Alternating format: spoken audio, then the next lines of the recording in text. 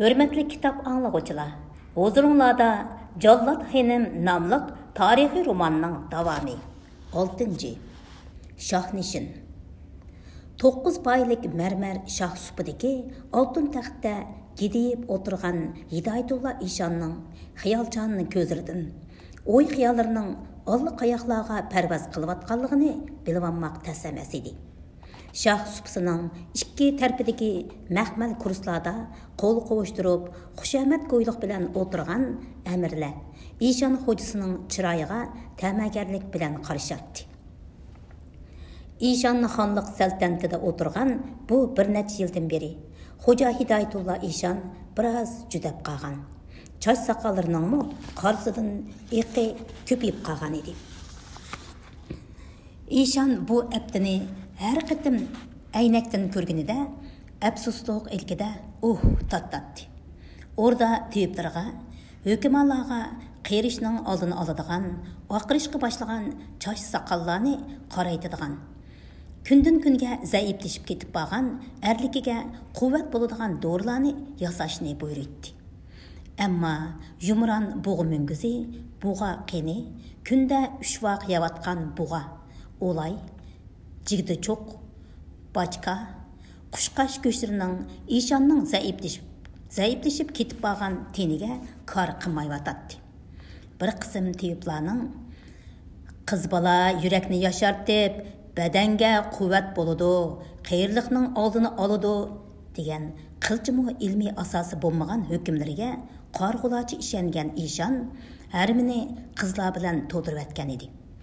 Ammo ormonga tushliq darmon yo'q degandek nurg'un qimmatbaho quvvat do'rdirining kuchi bilan ashu baxti qaro qizlarning quchqida bir kecha yotgan İşan atisi texmi ruhsiz, jonsiz holda o'rnidan turadi. Putqo'lari titrab, ko'zlari chapaqlashadi. İşanning g'imi yolg'iz bo'la emas edi. Dastlabda yavash, qanoatchan ko'ringan xalq İşanning Jo'ng'ar xoniga har yili topshiradigan haddi hisobsiz ig'ir ulponni o'z qaralda topshirish uchun hasilab sog'an olvonsiliqlarga chidamay, pat-pat qo'zg'olon ko'taradi. Tayyortab İşan xo'jalar xalifa so'pilarning qat-qat siliqi. Zulumlardan xalq Abba xo'janing İşan xonliq saltanatiga norozi bo'lishqa, ilgirki Saidiya saltanatini seg'inishga boshlagan edi. Uningdan boshqa Sulki Soqiya muritlarining to'xtamay ilib borgan qutratquliqlari sababidan pat-pat yuz berdigan qirg'inchiliklar. Sulki ishqiya muritlarining boy to'rilarning İşan xo'jalarning uylariga o't qo'yish, mol mulklarini bulash talash, o'ldirish vaqalarimi Abba xo'ja uchun yana bir bosh og'riqi edi. Butkul haramni boshqarish huquqini o'ngchi changiliga ilib olgan Malika Muhtaram xonimning qattiq qo'lliqidan, kiyim-kechak, yemak-ichmak va boshqa xarajatlardan qisishlardan Malikalik, xonzodalik esil nasabini pesh qilib turib, cho'ngchilik, hakavorlik qilishlardan joq to'ygan boshqa xonish banularning, og'cha to'qallarning dadxo'rliqlarimi İşanning ko'ngil oromini buzib turadi. Shu kunlarda Abba xo'ja podshoh bo'lishning suluk peshvosi bo'lishdek, saltanat so'rg'anning suluk tavratgandek uncha oson ish emasligini tushunib yetgan edi. İlgirki xon sultonlarmi mushundaq g'am andisha ichida yashagan bo'g'imidi? İnsofsiz Jo'ng'ar xon xo'jamga har yili avatadigan ulponni vaqtida yo'lga solmasam texi xapiliq. Ul xapiliqdan qechib qutulmoqmi tasdiqi. Shundaqla g'azab qilsa, Yajuji Majuji lashkarlarini boshlab kelib, bu saltanatni mendan so'yib elib, boshqa bir kimni xon qilib tiklashga oran turdi. Kim biladi, İran qaburg'adan Sultan İsmoil xonni akilib, qaytadan xon qilib tiklab qo'yamdi texi. Ulpan xarajat uchun ra'iyatdan siliq yig'masaq texi xopiliq. Hadisa Sultan İsmoil xon zamonasida manchilik padişahlık sılık tapşırattık. İşan hocamның zamanısıda həssilab eşip ketdi, deb datxo'rlik, sarkashlik qilgan. Zulüm sasaq jenidan to'yib, g'alyon ko'tirgan. Sülki Saqiya murtatlarning qutratqulik qilib terigan xapliqi uningdan yaman. Ancha kim targ'ibotlari orqali ul nadon raiyatning ko'nglini moyil qilishga oran turdi. Butkul elni fitni fasod qaplab ketdi. Saltanat suri bilan besiq turmoq ba'zi mushkul bo'lmoqda. Qaysi bir əmirning qattiq yutilib ketishidan esi kelgan Eshon darhol xiyoldan bosh ko'tarib, og'zi qarab turgan amirlarga yuzlandi. Xo'sh, Jo'ng'ar xon xo'jam dargohiga yo'lga soladigan haj xarajat albatla tayyor bo'ldimi? Bu yerdagi albatlarga mundaq izohat berilibdi. Albat Jo'ng'ar yerdagi Moğollarga yer terip beriş üçün əvətildiğən çakarlar deydi. Yoxsa xan xoca, dedi bacısılıq əmri qol bağlab turub. On həzirtimge məlum boğay ki, qari musulman sülki Saqiya murtatlarının quturtişi bilən bir qism imani sus, gədənkeş azğunlar xan xocamның muqaddas pərmanıga sarkashlik qilib, olvansılık tapşırıştın baş tartib, g'alyon ko'tirganligi uchun saltantimizning himoyachisi Yulanchugi Mo'g'ul xon xo'jam dargohiga avatildigan xarajatlarning oron deganda yerimi tax bo'ldi. Kam kutisini yig'ishqa lashkari divon hamkorlashib lashkar chiqarmasa, jazo jasoq divoni hamdamda bo'lmasa, qoldi xarajatlarni pat yaqinda tayyor qilamazmiz. Zangi bosqaq begim to'liq oldirtib atadi, dedi Hidoyatullo Eshon taxtning yenidagi bo'sh turgan shohona kursiga ehtirom bilan qarab qo'yib. Bol ishlarga lashkari divon bilan jazoy jasoq divoni hamdamda bo'lsin. Yorliqqa sarkashlik qiluvchilarga qilchilik sil rahim qilmay, kallisi edinib, boshqalarga ibrat qilinsin. Navada ul xarij xarajatlar vaqtida g'amlanmasa, janobiy amirlarning xazinasiga murojaat qilishga majburmiz. Hidoyatullo Eshonning oxirgi so'zlarini anglab, amirlar choyon chaqqandek cho'kishdi. Gerçi ular Hidoyatullo Eshonning bu dunyoning puchak pulga arzimaydigan maishatlardan ketish targ'ibotiga tang do'st tortishib berishgini bilan hamyondan bir tanga pul hajlab qolgan kuni ichi etishib, oshu bir tanganing o'rnini 10 tanga qilib to'ldirmoqcha ko'ngli hargiz oromiga tushmaydi. Shunga Hidoyatullo Eshonning kemlab qolgan haj xarajatni senlerden olaman degan mendeki sözlerini anlap, can imanları çıkıp ketdi-de, her amallarını qilib, xalqdan siliqni to'liq yig'ish niyati kelishdi. Xo'sh, sirtda qandaq gap so'zlar bor? So'rdi Hidoyatullo Eshon yotish begiga qarab. Janobi on hazratimga ma'lum bo'g'ay, dedi Kosa taz chiroy amir o'rnidan turib. Her qaysi yurtlardaki xufiya paydaxçılarning yo'llagan ma'lumotlardan qaraganda Qorg'iliq, Sanju, Qorqash qatorliq yurtlarda Saqiyachi ozmalarning yig'ilishlari ko'payib qopdi-dak. Ol yurtlardagi taqibini kuchaytirish xususida yurt beglariga ma'lumot yo'lladik. Ostondagi raiyatning ahvoli-chi? Ostondagi raiyatning ahvoli hozircha xeyli tinish.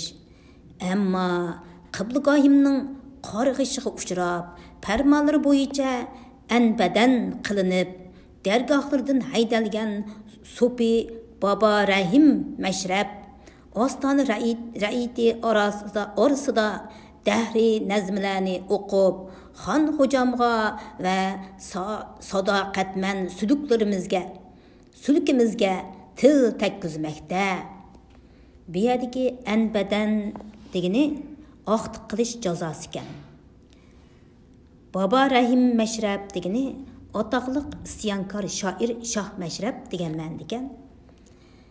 Al ra'iyatning orasida ul riyokor so'pining hurmat inovati haslab oshmoqda. Avam uni Shoh Mashrab avliyo deb ulug'lab ixlos qilmoqda. Shoh Mashrab avliyo o'zini birdan-bir avliyo sanab kelgan Hidoyatulloh Eshonning yuragi hasaddan ochiq ichishdi. Ol murtadning yozg'ini qandoq dahri nazmlar ekan? Yotishbegi qo'yindan bir necha varaq qog'ozni ilib Oppoq xo'jaga uzatdi. Ol dahri nazmlardan bir nechini xufiyalarimiz yozib olgan ekan. Xon xo'jam nazardan o'tkazgay. O'qisunlar, dedi Oppoq xo'ja qapqini turib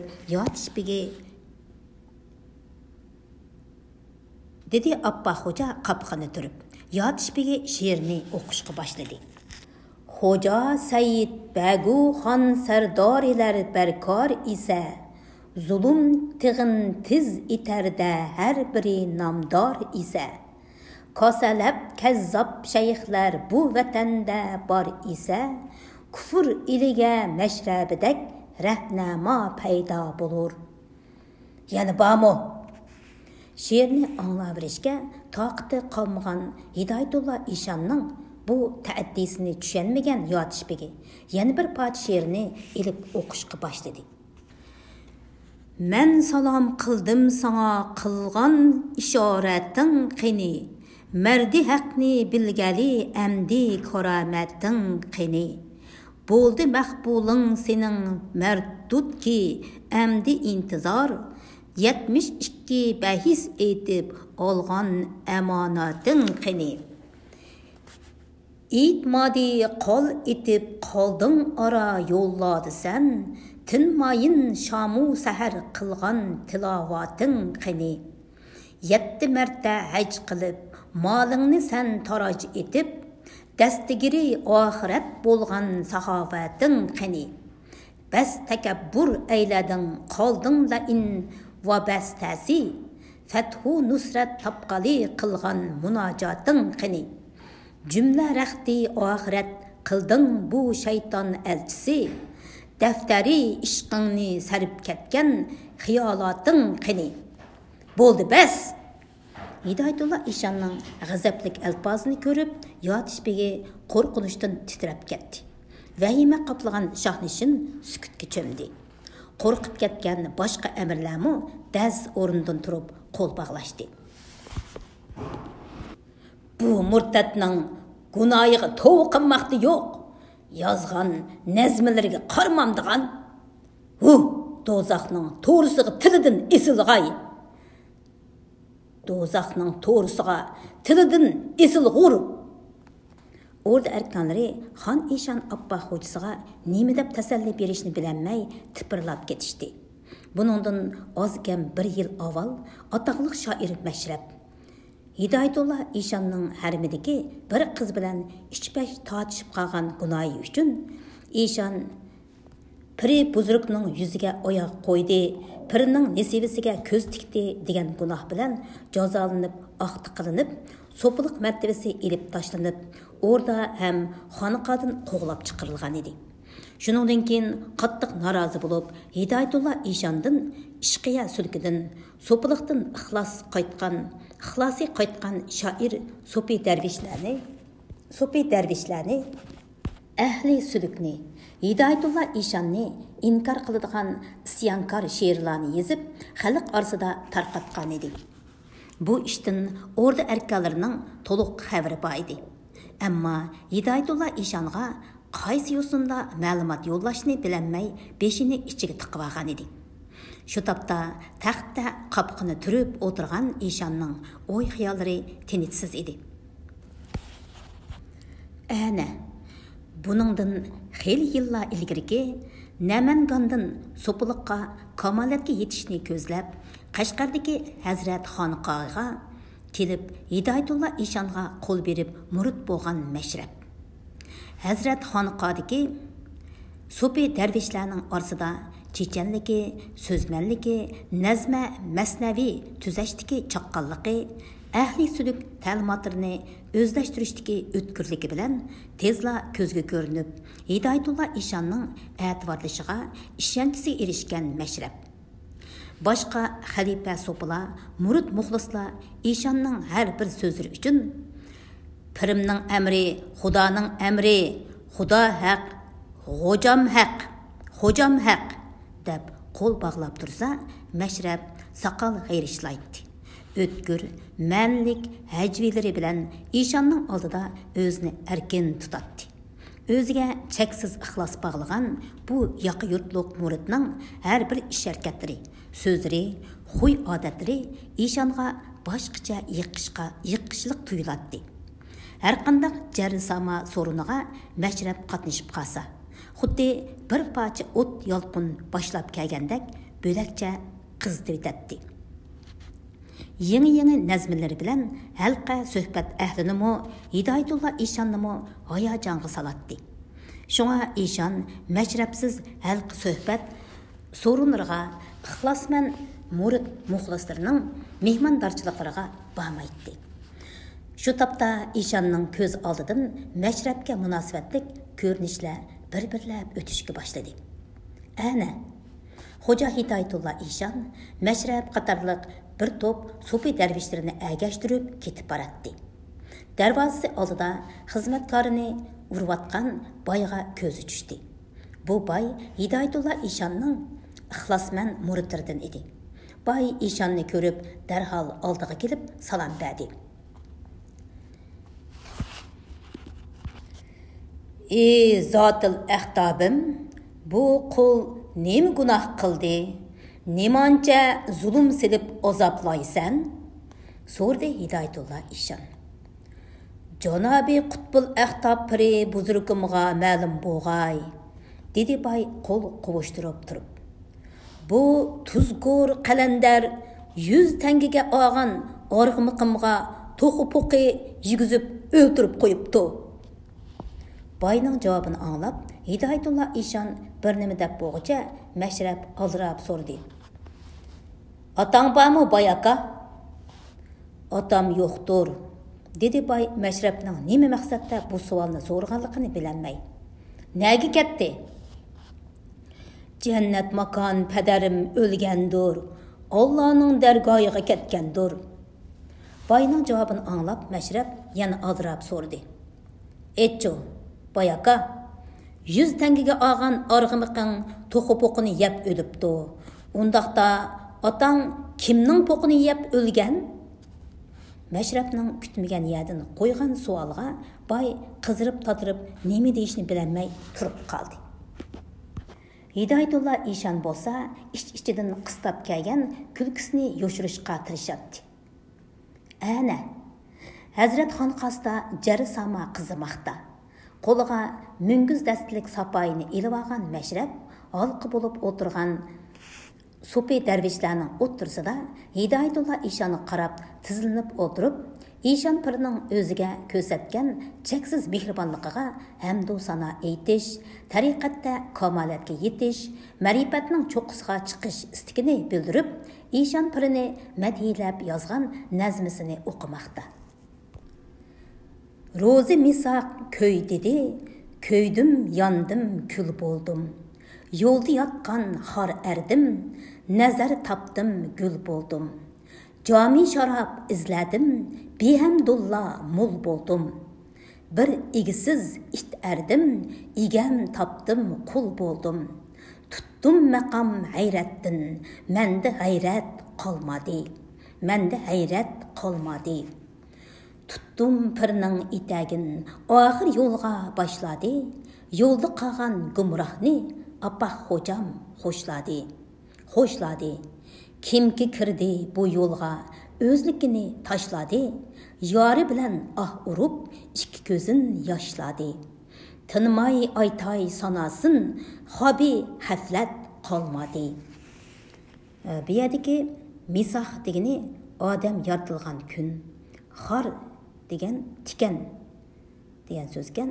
Maqam, turar joy, o'rin, hayrat, hayron bo'lish, gumroh, yo'ldan ozg'un, o'zlik, manmanlik, sanasin maqtash, g'aflat uyqusi, bexabarlik, uyqu degan ma'noga. Shu topda ko'z oldidan birma-bir o'tayotgan bu ko'rinishlar Hidoyatulloh Eshonning yuragini har chaqqandek echishtirib azoblaydi. U mashrabning ayni chog'da o'zini madihlab yozgan har nafasi menda bor qildi madad Abboq xo'jam radifliq g'azali bilan boya yotishbegi o'qigan she'rlarini sidishtirgidi ichi lip zaharga to'ldi. Ko'zdan darhol yo'qtish kerak ul murtadni. Hidoyatulloh Eshon ko'ngliga pukkan bu maqsadini qandaqsiga unlik deb sog'inni o'zimi tuymay qoldi. Vahima ilkida undigirak tinishqimi petnamay o'tirgan o'rda arkanlari dingda cho'chishdida taxtda guliyib o'tirgan xon Eshonga qo'rqimsirab qarashdi. 7. Haram. Farishta qasri deb atiladigan Malika Muhtaram xonimning bu qasri Abboq xo'ja Eshon xonlik taxtda qayta o'tirgandan keyin maxsus Malika Muhtaram xonimga atab soldirib berganligi uchun yengiligi, qurilmasining kattaligi, tam to'rus dariza panjaralarining bezlishining hashamatlikligi bilan boshqa xonish Shohbanularning qasridan alohida farqlanib turadi. Qasrning tashqirqi va ichkiriki o'yinlari peshayvonliq bo'lib, o'ttirda chiroyli gullikning o'tirsida sup-suzuk suv to'ldirilgan.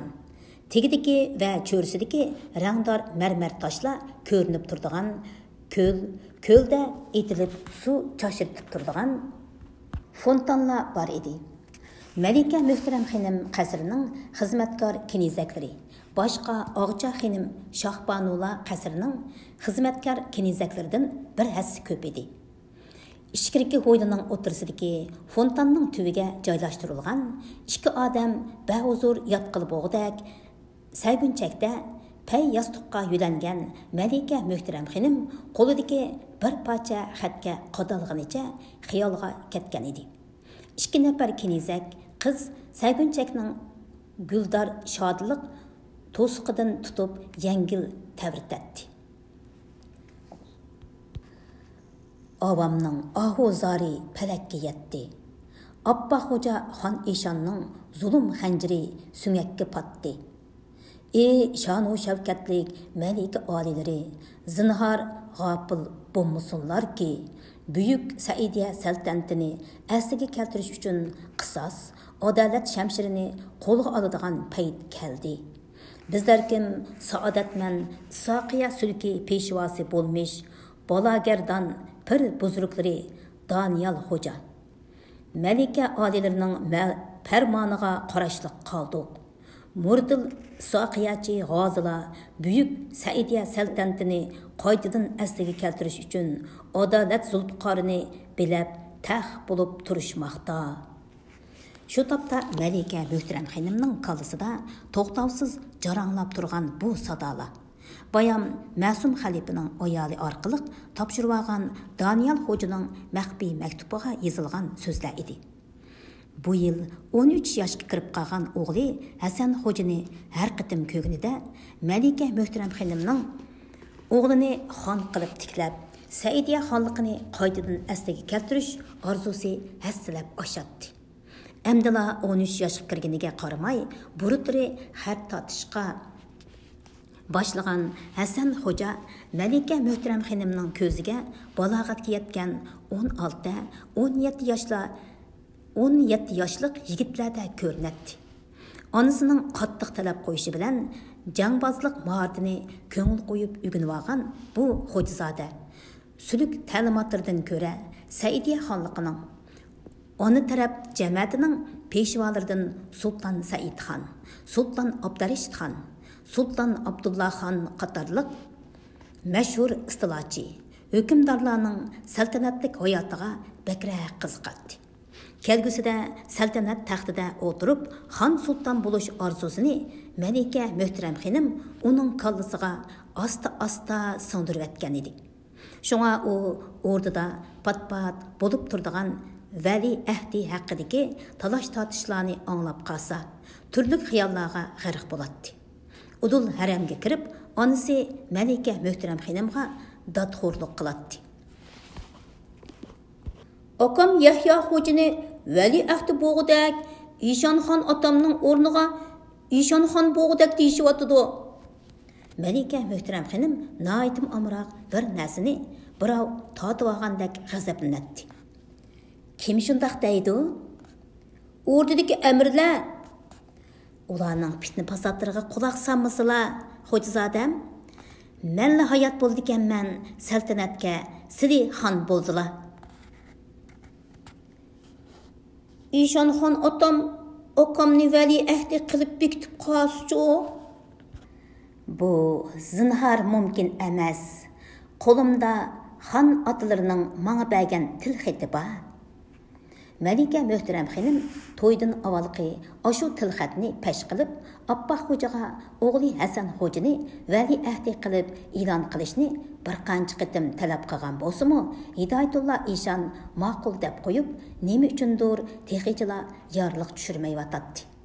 Shu topda Daniel xo'janing maxfiy maktubini o'qib o'tirgan Malika Muhtaram xonim yuqorqi ishlarni esiga ilib bir oz aldirab qelyotdi. To'g'ri, bu ishlarni endi keyniga surgil bo'lmas. Anglasam, cho'ng og'chimi o'g'li Yahya xo'jini vali ahdi qilish uchun bir qism amallarini o'rg'a silib ish tavirtibdi-dak. Ishonning mutoasini bilmak to'limi tas. Darhol xo'jazodamning vali ahdilik yorliqini yozdirib olay. Malika Muhtaram xonimning xiyolini aldirash kirib kelgan haram xo'jadori uzib qo'ydi. Muhtaram xon og'chi olilariga ma'lum bo'g'ay.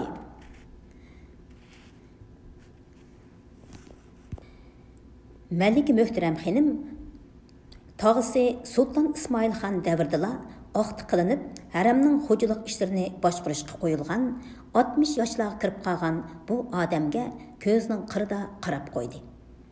Xo'sh, nima gap? Cho'ng og'chi qasrining bekovli xarajat so'rab kepti. Daftarga putib qo'yib, belgilim bo'yicha bersinlar. Belgilimi bo'yicha erishqa unimayotdi. Nimishqa? So'rdi Malika Muhtaram xonim surma surilgan qopqini suzib.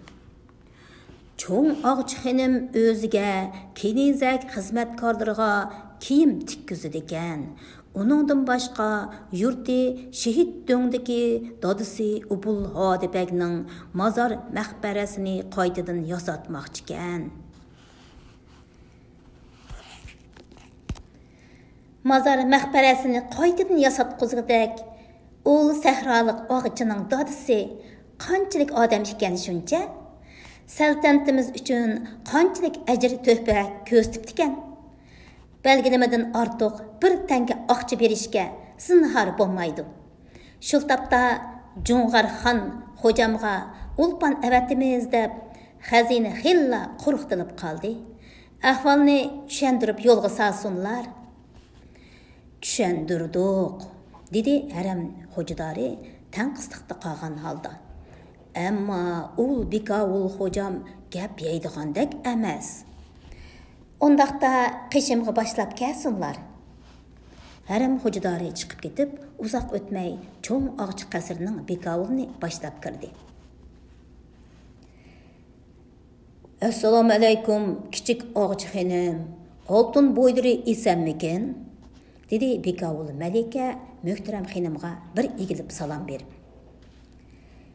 Kichik og'chi xonim degan so'zni anglasizlar, judini tutib qoladigan Malika Muhtaram xonimning birdilla ochchig'i keldi. Og'chi xonimga ayt, dedi u qopqini turib. Hozir xazinada tuzuk og'chi qanmidi. Tuzuk og'chi qanmidi. Belgilamadan ortiq xarajat berilmaydi. O'rinsiz talab qo'yib, to'liq g'avg'a qilmasinlar. Hərəmdə çoğ ağçı xanımның pərmanı dəxlisizdir, dedi Bekabul çoğçılıq bilən. Pərman bərdar buluş barlıq hərəm əhlinin borcudur. Sərkəşlik qilishqa zinhar bo'lmaz. Eğiz g'erişlama, iştbetçe, dedi Malika Möhtərəm xanım birdilla g'azablanib. Kimning oldida turayotganingni bayqab so'zla. Bayqavatman, dedi haqoratlangan Bekabul cho'ng og'chi xonimni himmat qilib, Malika Möhtərəm xonimni ancha ko'zga ilmay. Shu topda kichik og'chi xonimning oldida turayotman. Kelinglar, bu adabsiz murtatni tumbalanglar, dedi Malika Möhtərəm xonim jon jahli bilan vaqirab. Ochiqlarga hoybasizlar og'chi xonim, dedi Bekabul chiroyini o'zgartib qo'ymasdan. Bilib qo'ysizlar, men degan cho'ng og'chi xonimning xos mahrimi, sizlarning zulm qilish haqqilari yo'q. Sizlar har qancha podshoh, xon jamiyatidan bo'lsa-mu, yanala kichik og'cha, martabalari cho'ng og'chi xonimdan tuvan turdi. Qahri g'azabga kelgan Malika Möhtərəm xonim jon jahli bilan vaqirdi. Kelinglar, bu gadankash itning qallasini ilib, jasadini haram og'isiga topshirib beringlar. Haramning oqti qilib etilgan yasovolari sho'rpeshona Bekabulning olli tovusiga parvomi qilmasdan dor qiritib so'rgunicha qasrning sirtiga ochiqib kallasini oldi. Bu ish haramda cho'ng bir g'ovg'a paydo qildi. Malika Möhtərəm xonim cho'ng og'chi xonimning o'zini ko'zga ilmaganligi sababli qo'l ostidagi xizmatkorlarning haqoratlashiga uchraganligini bahona qilib, butkul ordini beshiga kiydi va Hidoyatullo Eshonning to'ydan avvalgi yezib bergan ilxitini ko'zitib turib, o'g'li Hasan Xo'jini vali ahdi qilib jakolashni talab qildi. Amalsız qolgan Hidoyatullo Eshon Malika Möhtərəm xonimning talabiga qo'shilib yorliq jakoladi. Bu alamga chidamagan cho'ng og'cha xonim cho'ng o'g'li Qashqar amri Yahya Xo'jining qishig'a yomonlab ketdi. Shunda qilib, ordi bilan haramda Malika Möhtərəm xonimning imtiyozi yana bir qitim mustahkamlandi. İlgiri arsalda bo'lib turgan bir qism ordu erkanlari kelgusidagi xonning validasi bo'lmish Malika Möhtərəm xonim tarafga eg'ishqa boshladi.